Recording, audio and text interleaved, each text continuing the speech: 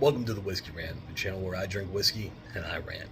Today's rant, I'm going to talk about being pro-abortion from a biblical perspective. So, and how the Bible doesn't actually state when life begins for humanity as a whole, or for people as a whole. There's a lot of reading between the lines and things we can extrapolate, but there is no clear-cut answer. I want to start with a couple of common biblical verses that are utilized to justify an anti-abortion stance.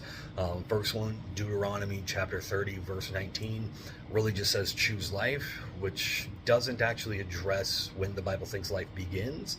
It's more of a political argument where it just says choose life. So pro-life, right?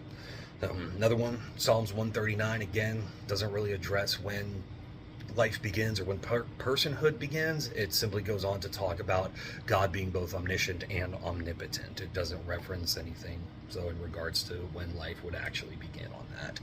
So other ones, Jeremiah chapter 1 verse 5 and Luke chapter 1 verse 41 talk about God knowing these prophets prior to their or during their development in the womb. That's going to be specific to those prophets. That doesn't actually address on a personal level, or I'm sorry, on a specific level when personhood begins for a human, generally speaking. It's just specific to those prophets. The other ones, Exodus.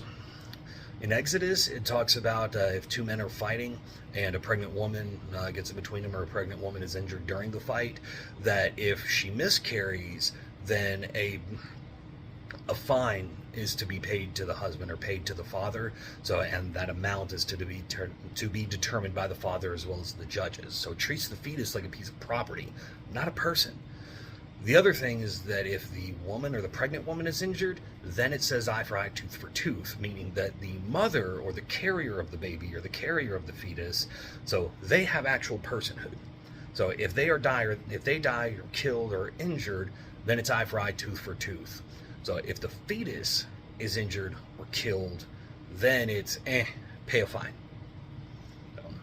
Last thing I'm going to touch on in regards to a biblical perspective on abortion comes from Numbers chapter 5 verse 11 through 31. This one's pretty common amongst us who are very pro-abortion.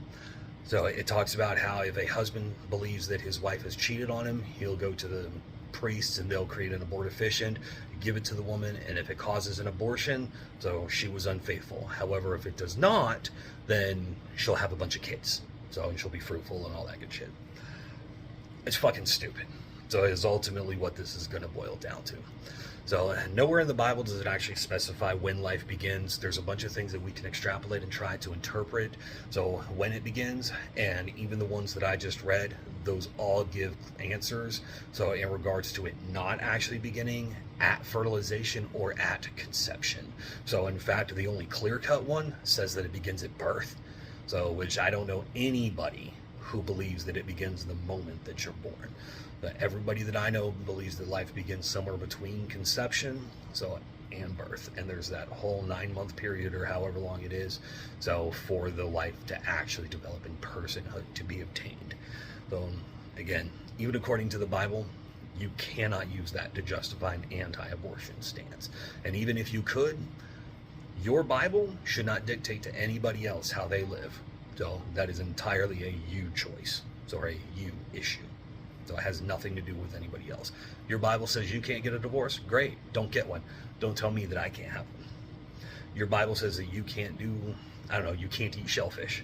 Great, don't eat them. Don't tell me that I can't. The Bible, the Holy Bible as we know it, doesn't actually say you can't have an abortion. And again, even if it did, great, don't have them. You don't get to dictate to everybody else how they get to live based on your religion.